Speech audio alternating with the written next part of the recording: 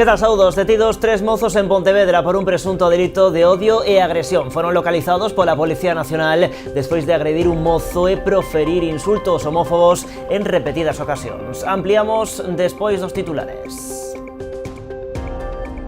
A Confraría da Pobra atópase nunha situación crítica. A caída de ingresos procedentes do marisqueo deixou o pósito en números vermellos, aínda que xa están inmersos nun ERE dende hai máis dun mes. Non descartan ter que tomar outras medidas máis drásticas se a situación non mellora. O goberno de Rianxo fai balance da súa xestión cando se fan 1000 días dende a investidura. O alcalde destaca os importantes investimentos e servizos impulsados ata o momento, así como os proxectos que pretenden materializar neste ano que queda de mandato. A Xunta reforza a colaboración co comercio local de Vilagarcía. Este venres, o director xeral de Comercio mantivo un encontro con representantes de Zona Aberta que aproveitaron a súa visita para trasladarlle algunhas das principais preocupacións do sector. Por exemplo, afrontar os retos e impulsar a remuda xeracional. Este sábado en Ribadumia comezará a instalación de case 60 casiñas para morcegos na contorna do río Umia. Trátase dunha iniciativa da Asociación Ideas de Bombero que busca favorecer o asentamento desta especie na zona. Lonxe de prexuizos, os morcegos son fundamentais para garantir o equilibrio dos ecosistemas, contribuindo ao control de pragas, por exemplo, nos viñedos. Este venres comezou en Pontevedra a 9ª edición do foro As mulleres que opinan son perigosas. Un total de 14 relatoras pasarán pola palestra durante 2 xornadas abordando distintos temas dende unha perspectiva feminista. Con todo isto comezamos, están vendo as novas do día en Canal Rías Baixas.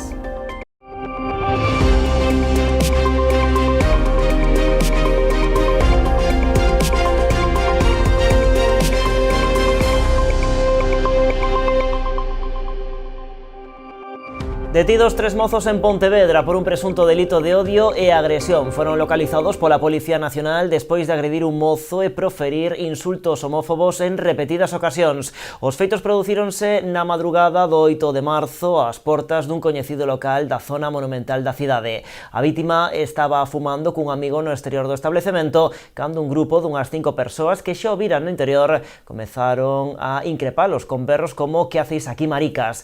Cando os mozos decidiron marchar, 3 destes individuos foron tras eles ata que un se abalanzou sobre un dos amigos e lle deu unha puñada no nariz e outra na boca. Ata o lugar desprazouse unha patrulla da Policía Nacional e unha ambulancia que trasladou a vítima ao Hospital Montecelo. A investigación policial permitiu identificar e localizar os presuntos agresores que xa foron detidos. Dende a policía animan tanto a víctimas como a testemuñas de delitos de odio a que os denuncien.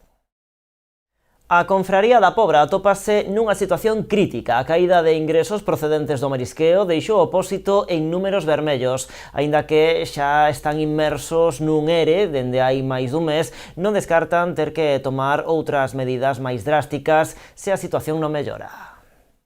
Con preto dun 100 de socios e unha alta dependencia do marisqueo, a Confraría da Pobra está a facer malabarismos para sobrevivir. A caída de ingresos derivada da perda de produtividade dos bancos ten a entidade ao borde do peche, cos consecuentes prexuizos para as numerosas economías que dependen desta actividade. Nestes momentos a situación na Pobra está crítica. Crítica tanto para os ingresos dos mariñeiros e mariscadores como para a entidade. A entidade está ao borde do colapso. Nós estamos intentando facer o posible o imposible para manter e revertir a situación, pero moi complexa, porque sabimos este ano como aconteceu, con todas estas riadas unha encima de outra, que o que produceu foi a parte unhas mortandades bestiales, sobre todo nos bancos de Navalla, que ellos arrasou nas concesións, provocou que a xente estuvera parada sen ir a traballar. Entonces, eso, xa viñamos arrastrando unha mala situación desde fai 2 anos, moi mala, con isto nos veu meter a puntilla. Tanto para a xente como para as entidades. As entidades non perciben un euro de ingresos para manterse. Están ao borde a nosa, en concreto, ao borde do colapso.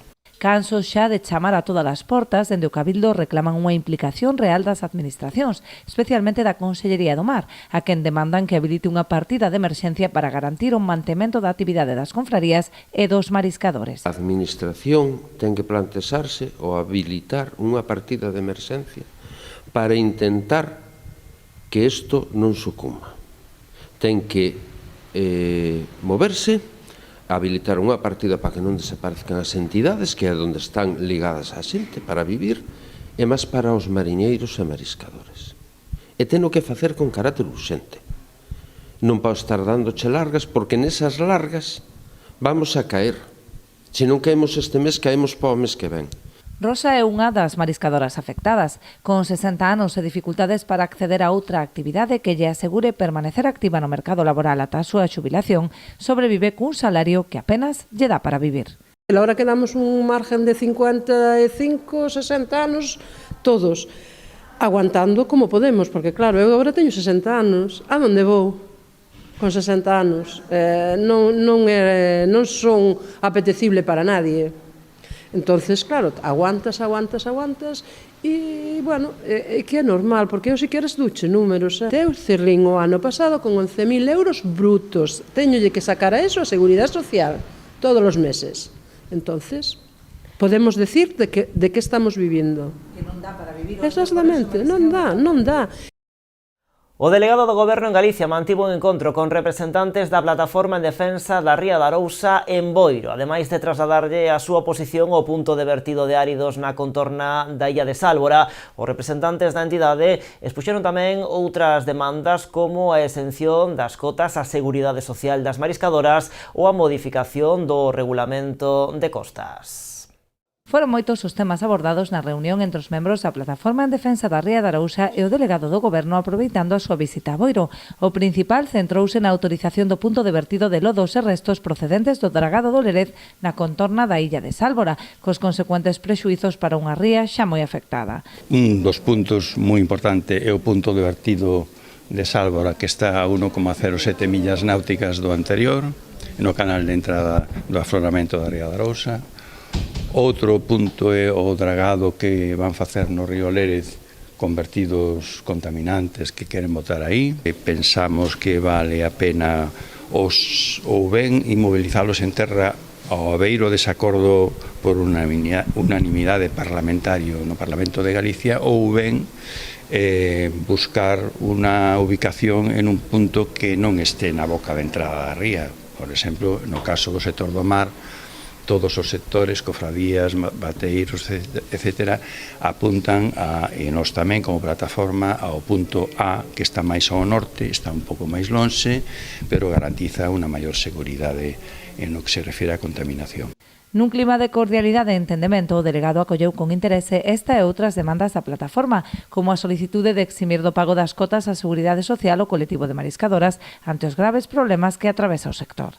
O tema da Seguridade Social, das mariscadoras ou mariscadores, en donde somos, como en todas as cuestións que se nos plantean, absolutamente sensibles ás pretensións dos traballadores e das traballadoras, señaladamente dos mariscadores e das mariscadoras, porque son esa figura de traballo que fundamentalmente Galicia conoce, Galicia desenrola e probablemente no resto de España non sexan tan conocidas, pero que para Galicia é fundamental para garantir a súa riqueza social, a súa riqueza económica e, sobre todo, a súa riqueza productiva. Por último, analizouse tamén a modificación do regulamento de costas, así como a necesidade de incrementar as taxas arancelarias ao marisco foráneo para evitar a competencia desleal. Máis cousas, o PSOE de Ribeira carga duramente contra o anuncio realizado polo Goberno Municipal e a Xunta sobre a futura residencia de maiores. Para os socialistas, a decisión de trasladar o proxecto á zona de Cruxeiras, preto do Parque de San Roque, non só supón un novo atraso na súa construción, senón tamén un modelo de residencia que afastará as persoas usuarias da vida diaria da cidade. Pero o voceiro da formación, Francisco Suárez Puerta, as residencias non poden converterse en espazos apartados da sociedade, de aí que non comparta esta nova localización. Considera, ademais, especialmente grave que o anuncio se produza despois de que o Concello deixase de lado o proxecto anterior, no que xa se investiran máis de €500.000 de fondos públicos. O Goberno de Rianxo fai balance da súa xestión cando se fan 1000 días da investidura de Julián Bustelo. O alcalde destaca os importantes investimentos e servizos impulsados ata o momento, así como os proxectos que pretenden materializar neste ano que queda de mandato. Nestes 1000 días de goberno foron moitas as actuacións impulsadas polo Executivo de Rianxo cunha forte aposta polos servizos básicos. A instalación de redes e mellora de accesos aos núcleos do municipio centrou boa parte dos investimentos. Se temos en conta esas obras levadas a cabo por empresas externas, se temos en conta eses 300.000 euros anuais que estamos reservando para estes traballos, pois estamos falando tamén de máis de 1 millón de euros en traballos de mellora dos accesos a núcleos do interior das distintas aldeas do noso municipio, que sumamos, por tanto, a eses 2 millóns que antes comentaba. É dicir, máis de 3 millóns no que levamos de legislatura ou que é mesmo 1 millón por ano. Ademais dos investimentos, dende o Executivo Municipal destacaron tamén a contención do gasto derivada de diversas actuacións en materia de aforro enerxético que permitirán reducir os custos case á metade. Cadamos un importante aforro anual na factura eléctrica. Ademais, estamos traballando na licitación do suministro eléctrico a través da central de contratación da FEN, tal é como no seu día lle propuxemos ao Pleno. Unha vez que se resolve esta licitación, tendo en conta os datos de outros municipios, xunto coas demais medidas e actuacións que se veñen levando a cabo, esperamos estar preto dos 400.000 euros de gasto en enerxía eléctrica ao remate da legislatura. En materia cultural e deportiva, o Executivo apostou polo mantemento dunha rica e variada programación anual estable, destacando algúns proxectos xa encamiñados como a rehabilitación do Auditorio Municipal ou a da antiga Casa do Mar. Temos por diante tamén o reto de acadar a rehabilitación completa da antiga Casa do Mar, coa finalidade de convertela no que chamaremos Casa da Música Ramón Carou, un centro de referencia para a banda e as asociacións de música e baile tradicional de Rianxo. Seguiremos traballando co Ministerio de Cultura, así como co Ministerio de Inclusión, Seguridade Social e Inmigración, para que este importante proxecto sexa unha realidade o antes posible. No eido social destacan grandes proxectos como o futuro centro de día e a residencia de maiores, xunto con outros xa en servizo como a unidade de atención temperá. Cabe destacar a posta en funcionamento da Unidade de Atención Temperá de Rianxo. Este servicio, que conta co financiamento da Consellería de Política Social e Igualdade da Xunta de Galicia, ten como obxectivo fundamental dar resposta ás necesidades transitorias e permanentes que presentan os nenos e nenas de 0 a 6 anos con trastornos do desenvolvemento, co obxectivo de facilitar o seu desenvolvemento na súa autonomía personal. Tras este exitoso balance, a intención do Concello é seguir a traballar durante o ano de mandato que queda aínda por diante para dar cumprimento aos compromisos adquiridos cando accederon ao Goberno.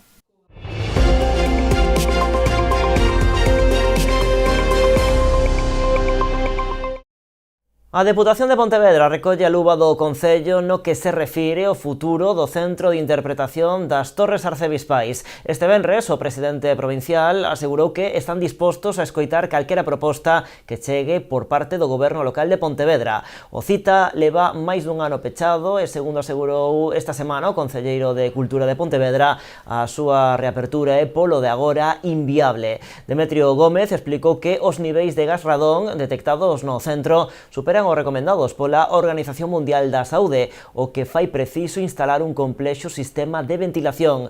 Luís López, o presidente provincial, asegurou que antes de tomar unha decisión firme sobre a xestión desta infraestructura municipal por parte da Deputación, agarda que sexa o alcalde, Miguel Anxo Fernández Lores, quen solicite formalmente o traspaso destas competencias, que polo momento só se plasmou nun acordo da Comisión de Cultura do Concello de Pontevedra. Ademais, dende o Goberno provincial interprétase esta petición como unha rectificación do Concello ás críticas realizadas á xestión do vicepresidente Rafa Domínguez do Museo Pontevedrés. Só pasa en Pontevedra que os mesmos que din que o vicepresidente Rafa Domínguez non ten capacidade para xestionar as áreas que leva, que lle estén pedindo que xestione aqueles son incapaces de xestionar. Por iso que isto é o mundo ao revés, pero sí aplaudo a rectificación do Concello Nese sentido, estamos dispostos a escoitar calquera proposta que pase por enriquecer a oferta museística e cultural de Pontevedra. Pero tamén axudaría moito que desde Michelena pediran disculpas por todo o que levan dito e agora pois recúan. Logo, o que non ten moito sentido que a quen piden axuda o insultaran previamente. E o alcalde de Pontevedra rematou este xoves a súa visita a Washington DC, nos Estados Unidos, para participar no Foro Anual de Mobilidade do Banco Mundial para falar do modelo urbano pontevedrés. Pero Miguel Anxo Fernández Lores aproveitou a viaxe para manter diferentes encontros na capital. Así, reuniuse coa embaixadora de España, Ángeles Morenos, e con Stephen Gior, director principal de Sostibilidade da Oficina de Planificación de Washington DC. Neste último encontro, Lores e Gior compartiron os traballos realizados polas súas cidades. Tamén os retos de futuro a hora de conseguir que as cidades sexan máis habitables e con mellor calidade de vida, tendo en conta problemáticas como o cambio climático. O alcalde de Pontevedrés valorou moi positivamente a viaxe realizada, indicando que Pontevedra é unha referencia internacional que chega ata os máis altos foros de urbanismo e mobilidade. Se sorprenderon eles da capacidade que tivo Pontevedra de transformarse en un par de décadas e con moitísimo interés por preguntar de cousas. Eu gustaríame poder transmitirvos a sorpresa e o interés que demostra moitísima xente polo modelo que fomos capaces de facer entre todos en Pontevedra, preguntando por detalles específicos, pedindo máis información, e desde logo mostrando o seu interese en visitar a nosa cidade. Por lo tanto, neste traballo de promoción exterior da cidade, estamos moi contentos e este foi un chanzo máis do que estou moi orgulloso. Cambiamos de asunto. A área sanitaria de Pontevedra pon en marcha un cribado automático de retinopatía diabética. Trátase dun proxecto innovador que se apoia na intelixencia artificial e que comezará a funcionar de xeito inmediato. Segundo explicou o conselleiro de Sanidade, a aplicación da IA no diagnóstico desta patoloxía permitirá avaliar de forma áxil e segura a aparición de calquera signo precoz nos pacientes que sofren diabetes e que precisan dun control periódico. Deste xeito, os doentes terán un acceso inmediato aos resultados da proba en aqueles casos nos que a IA detecte algún signo de sospeita patolóxica, rexistrarase unha consulta co oftalmólogo para a súa valoración. A diferenza, din na Consellería, é substancial con respecto á situación actual. A día de hoxe, prácticamente todas as retinografías realizadas en atención primaria son remitidas ao Servizo Hospitalario de Oftalmoloxía para a súa interpretación.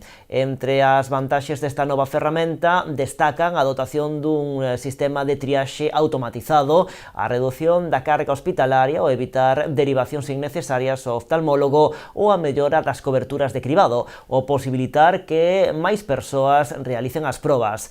O Servizo Galego de Saúde está a impulsar o emprego da intelixencia artificial noutros dos seus cribados, como os de detección de cancro de mama e próstata en probas de cribado citolóxico ou na valoración de imaxes de radioloxía simple, tórax, patoloxía osteomuscular e columna. Este sábado en Ribadumia comezará a instalación de case 60 casiñas para morcegos na contorna do río Umia. A volta da publicidade, imos cos detalles.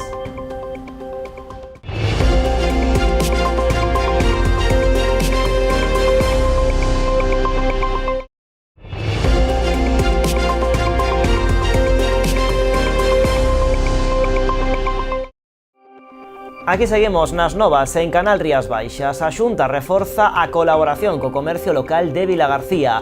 Este venres, o director xeral de Comercio mantivo un encontro con representantes de Zona Aberta, que aproveitaron a súa visita para trasladarlle algunhas das principais preocupacións do sector. Son, por exemplo, afrontar os retos e impulsar a remuda xeracional. Coñecer de primeira man as preocupacións do comercio local foi o obxectivo da visita que esta mañá realizou o director xeral de Comercio á sede de Zona Aberta en Vilagarcía. Unha reunión moi interesante porque, resultou moi fructífera porque saliron moitas cousas que pensamos levar a cabo durante este longo ano, que se presenta. A verdade é que estamos moi contentos porque, bueno, nos recibeu ou veu a asociación con moi bo talante, con moi boas perspectivas, e, bueno, creemos que sí que vamos a sacar cousas moi importantes desta reunión. Coincidindo que vimos de ben de rematar o período de solicitudes da orde de centros comerciais abertos, unha orde que promove precisamente as asociacións comerciais, máis de media centena en todo Galicia, que promove, como digo, ese asociacionismo, ese asesoramento, esa mantendida e ese dinamismo a todo o comercio local, en este caso de Vilagarcía. Dende Zona Aberta trasladaron as principais inquedanzas dos seus asociados, unha listaxe na que a remuda xeracional ten un peso especial. Pero o comercio local vilagarcián é unha posibilidade que se debe promover. Plantexámoslle as inquedanzas dos nosos socios, tanto no plan remuda, que é unha parte importante, porque, bueno, creemos que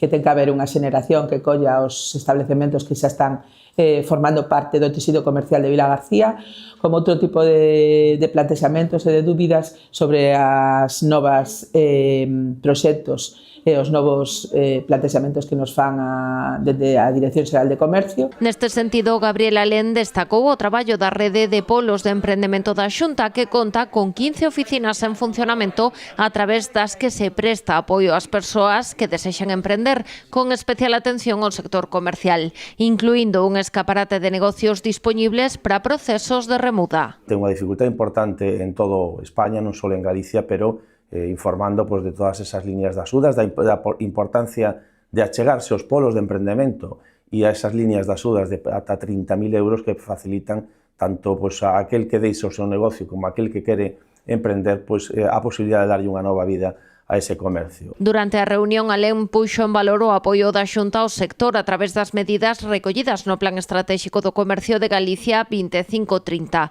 documento que contempla, entre outras actuacións, as orientadas á digitalización e modernización do comercio, tamén a súa dinamización, como é o caso dos bonos Activa Comercio. Unha orde de axudas que na que poñemos a disposición do comercio galego preto de 4 millóns de euros e que queremos que durante todo o ano ten informado o comercio local e sepa da importancia non só das campañas de dinamización, senón tamén da importancia de mellorar competitivamente, modernizar os nosos negocios, no eido da digitalización, pero tamén na imaxe e na estética, digamos, do comercio. Bueno, como dicíamos, a remuda xeracional é unha das cuestións que máis preocupa os asociados de Zona Aberta, pero non é a única. As representantes da asociación aproveitaron a reunión co director xeral de Comercio para poñer sobre a mesa outras reclamacións, a regulación do período de rebaixas ou a ampliación do bono comercio. Cada vez son máis os pequenos comercios que van pechando a persiana pola xubilación dos seus propietarios. Unha fotografía que dende Zona Aberta queren cambiar e para isto buscan a complicidade da Xunta de Galicia. Que favorezcan a todas las personas que quieren emprender, que cojan esos locales que ya están funcionando, que tienen mucho camino andado. Tú le das un poco tu experiencia, le das una cartera de clientes, es una tienda que está funcionando. Y yo pienso que se debería de ir un poquito más hacia esos comercios, porque estás viendo que en Pontevedra, en Santiago, en Vigo, pues están cerrando, como aquí en Villagarcía, ¿no? Cierran esos comercios por jubilación. Pero non son a remuda xeracional do sector. Dende o comercio vilagarcián piden tamén máis apoio das administracións aos autónomos. Non son o momento no que deciden emprender. Se ayuda mucho al autónomo que empieza, pero el autónomo que llevamos tantos años trabajando, ¿por qué no se nos puede echar una mano? Hay a lo mejor al final de nuestra vida laboral que tenemos más dificultades o que tenemos algún problema, pues bien se nos podía hacer una rebaja de la cuota como se le hace a los jóvenes, pero que nos siga manteniendo nuestra antigüedad e nuestra cotización. Outra das cuestións que Zona Aberta cree que se debe abordar é a regulación dos períodos de rebaixas. Dende a Asociación de Comerciantes vilagarciáns apostan por volver a normativas anteriores, onde os tempos estaban delimitados. Encubrimos las rebajas con descuentos, con promociones, con no sé qué. Yo considero que a los clientes los tienes que respetar. Entonces no le puedes estar dando promociones continuas porque hay unos que compraron ayer y mañana no le puedes dar una promoción, porque, jolín, le estás faltando al respeto. Vamos a centrar las rebajas como eran antes, que sí que eran rebajas. En canto a campañas de dinamización como o bono comercio impulsado pola Xunta, os comerciantes ven posibilidades de mellora. Unha das reclamacións pasa por ampliar a participación aos establecementos de alimentación. Yo lo que le planteé al director de comercio fue que por qué los comercios de alimentación no podemos participar en los bonos de comercio. Los bonos, las tiendas de alimentación o tiendas que tienen un poco de producto gourmet. Y dice que el epígrafe, que están pendientes del Ministerio que les autorice ese epígrafe para poder participar. Estes temas tamén se abordaron no encontro que mantivo hoxe o director xeral de Comercio da Xunta coas representantes de Zona Aberta. Cuestións todas elas que preocupan a un sector clave no tecido económico dos concellos. Este venres rematou o curso de xestión integral de almacén que impulsa a Mancomunidade do Salnés dentro do seu programa de emprego. A formación incluiu prácticas en 7 empresas da comarca para coñecer en profundidade este sector. Un total de 15 alumnos e alumnas participaron nesta acción formativa centrada no almacenamento, suministro e loxística. A recepción e almacenamento de mercadorías, a xestión de inventarios, a preparación de pedidos ou o envío de produtos non agochan ningún segredo para este grupo de alumnos. Son en total 15 as persoas que participaron neste curso de xestión integral de almacén impulsado pola Mancomunidade do Salnés e que este venres chegou a súa fin. Vimos un pouco de todo, desde os pickings, as expedicións no almacén, todo o que é, tanto transporte, tipos de carretillas, traspalés, así como incluso transporte aéreo, transporte carretero, documentación. E estes últimos días tamén estivemos vendo o tema de prevención de riesgos. En total, 125 horas dunha formación completa con contidos teóricos, pero tamén visitas a distintos centros e prácticas en 7 empresas da comarca. Darlle aos alumnos coñecementos suficientes sobre temas de almacén relacionados con almacén, un pouco para poder integralos dentro de ese complexo de traballos, ¿no? Donde eles recoñecen cando recibimos mercancías, cando temos que colocar mercancías, como codificalas e como facer un pouco todos os traballos relativos que suceden dentro dun almacén, non? Este curso forma parte do Plan Integrado de Emprego do organismo comarcal. Estamos falando dun dos cursos máis importantes deste Plan Integrado de Emprego, deste programa, porque estamos falando que estamos a formar 15 alumnos e deses 15 alumnos 125 horas de formación na que, bueno, eu creo que poden aprender todos os coñecementos e ter todos os coñecementos dende a compra do que poden ser as materias primas ata a chegada ao almacén, ata o rexistro en almacén. No Programa Integrado de Emprego do Salnés invístense uns 250.000 euros, dos que a Xunta achega 220.000 e os concellos da comarca o restante. É un exemplo de éxito, non? Este programa de formación con un carácter netamente práctico, é dicir, ten unha carga práctica moi elevada e que está dando uns resultados moi bons, tanto na formación de cara á inserción laboral como tamén na propia preparación dos alumnos, co cal, volvo a dicir, creo que é un exemplo de éxito que ven funcionando xa ao longo de moitísimos anos nesta mancomunidade este plan de formación. Nas próximas semanas darán comezo 9 cursos máis, entre eles carnicería, soldadura, ciberseguridade e varios de inglés ou informática. E o Concello de Boiro abre o prazo de inscripción para a terceira edición da Feira de Emprego do Barbanza, que terá lugar o vindeiro 16 de abril no Centro de Formación de Espiñeira. As inscripcións para as distintas mesas, tanto para demandantes como para empresas, poden realizarse xa a través da web municipal boiro.gal. A feira desenvolverase durante unha única xornada e contará coa participación de empresas de distintos sectores productivos, entidades formativas e servizos de orientación laboral. Durante a xornada desenvolveránse simultaneamente foros para empresarios, charlas relacionadas co emprego e mellora da empregabilidade e tamén novas tendencias do mercado laboral.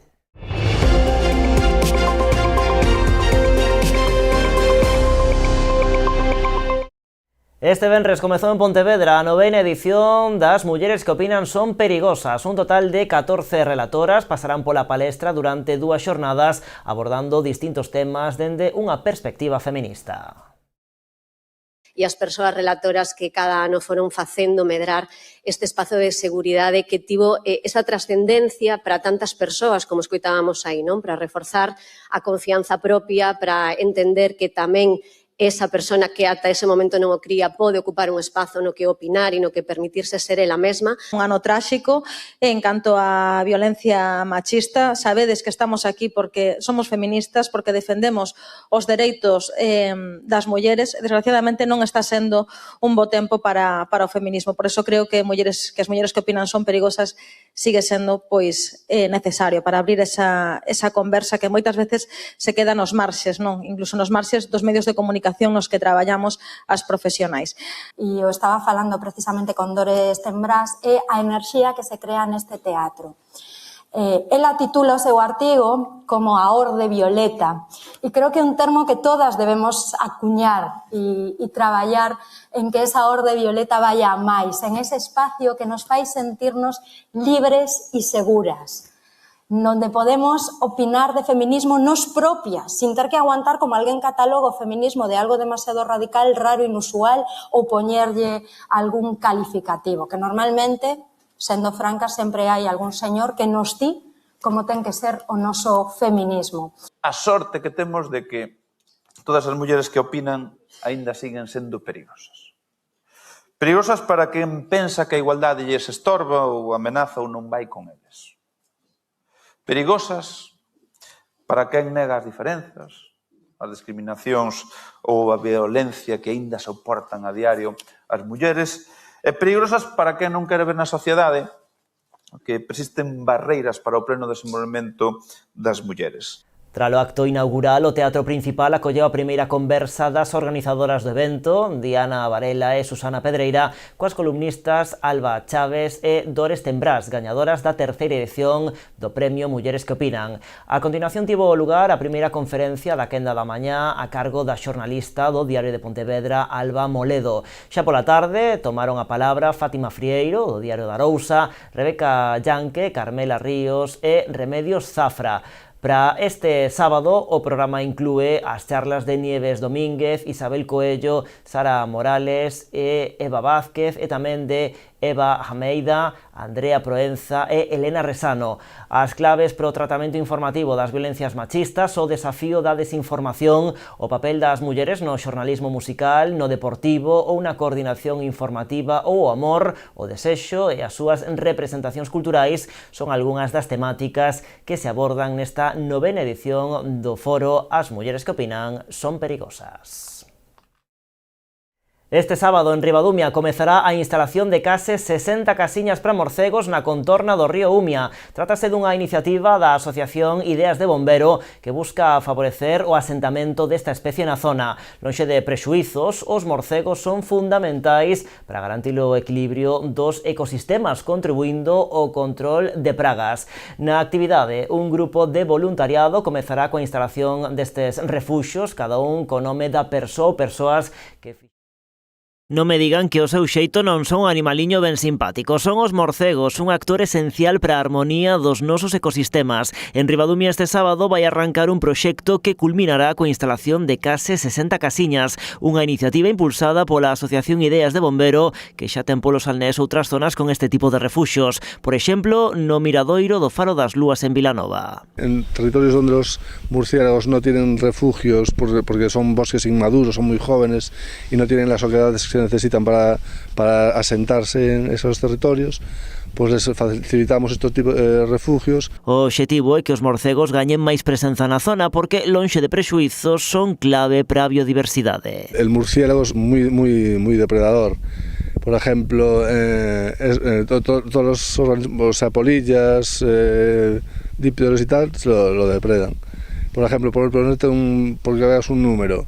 En una noche un murciélago que está unha madre lactante podría dar sobre 2.000 mosquitos. Neste piñeiral, por exemplo, teñen tamén a súa misión. Son moi importantes en este caso, en esta zona, pues para la procesionaria, por ejemplo, cuando es en fase de polilla, la comen. Os morcegos son tamén amigos dos viñedos. Sobre todo enfocada a que depreden la polilla del racimo, que es una de las mayores plagas que afecta a los viñedos. Este sábado en Ribadumia van comezar a instalación destes refuxios nun corredor de máis de 3 km polo Umia entre os Castaños e Cabanelas. Vanse repartir en 13 puntos porque as casiñas instálanse por grupos. Las instalamos en grupos de 7 cajas refugios, no muy distanciadas, a lo mejor 10-15 metros, grupos de 7 y después otro grupo de 7, pues unos 150-300 metros, porque los murciélagos pues no están fijos en un refugio, sino que cada 2-3 días van cambiando. Pancho xa ten todo a punto para esta actividade e cada casiña é posible grazas á axuda de persoas voluntarias con doazóns de 20 euros. A través de una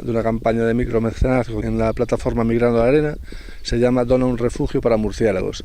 Allí la gente dona 20 euros, con esos 20 euros compramos los materiales, las construimos y grabamos el nombre que nos indica la persona que la financia. Mais alá da lembranza, os nomes teñen tamén unha parte útil para o proxecto. Después les hacemos un seguimiento constante de la ocupación, del estado de las cajas, tenemos un mapa donde puede entrar el que quiera y ver la ubicación de cada grupo de 7 cajas. Esta fin de semana colocarán o primeiro grupo de 7 refuxios coa participación de outros tantos voluntarios. Dende a asociación irán organizando distintas xornadas ata ter instaladas as 59 casiñas, pero o proxecto vai máis alá con actividades divulgativas en colaboración co Concello. Se van a poner en contacto con el colegio de Ribadumia pues para hablar con los chavales, incluso que también puedan participar en alguna de estas jornadas de colocando as cajas refugio. Por diante quedan aínda moitas semanas de traballo ata ter completamente equipado este corredor de morcegos neste treito do Umia, pero Pancho pensa xa no seguinte reto. Si va bien la cosa, pues intentaremos ampliar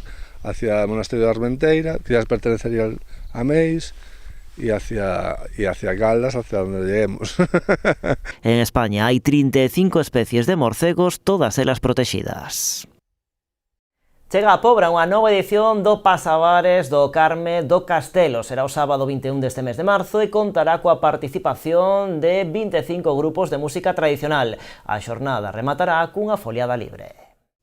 Esta mañá presentábase na Pobra a 8ª edición do Pasabares que organiza a Comisión de Festas do Carme do Castelo, xa unha tradición na localidade que marca o inicio da primavera. Nesta edición serán 24 os locais de hostalería que colaboran con esta iniciativa e unhas 25 agrupacións musicais de diferentes localidades galegas as que tomarán parte nela. Van a vir a actuar 25 grupos.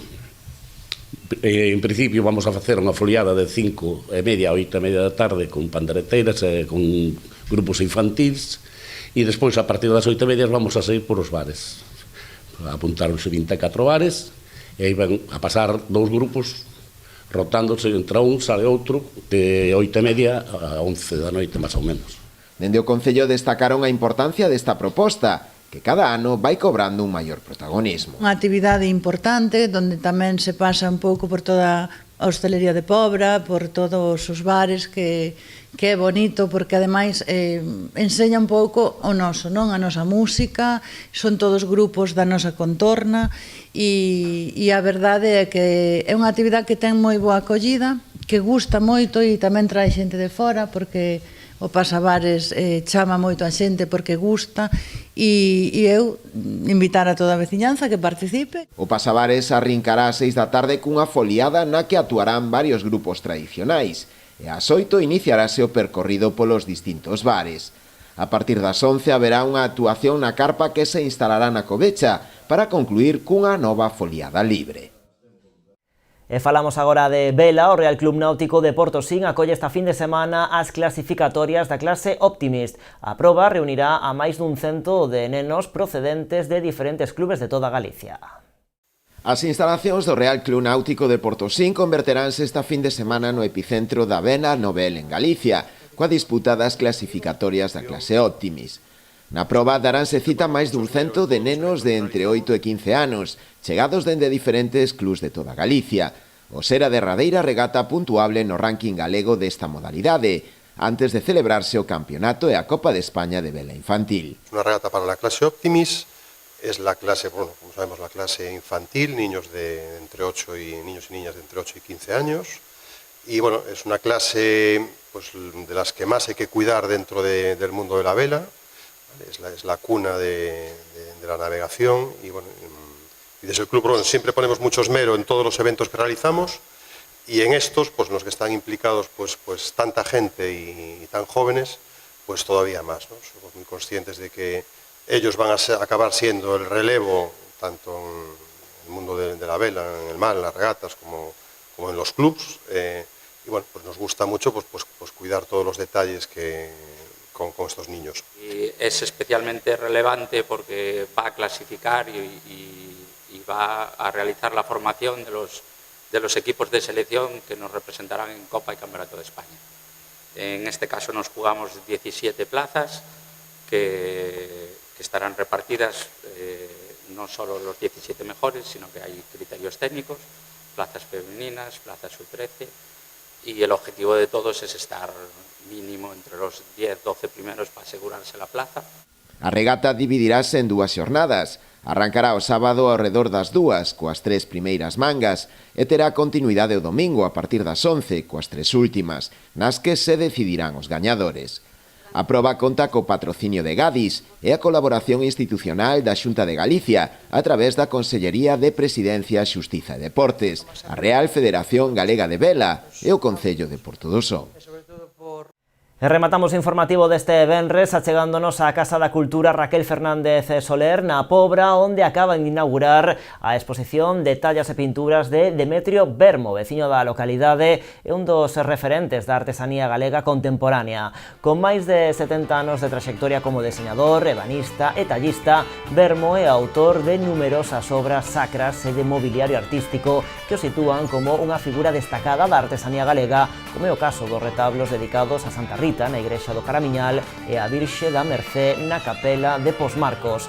A mostra, que poderá visitarse ata finais de abril, recolle unha selección das súas mellores tallas e pinturas.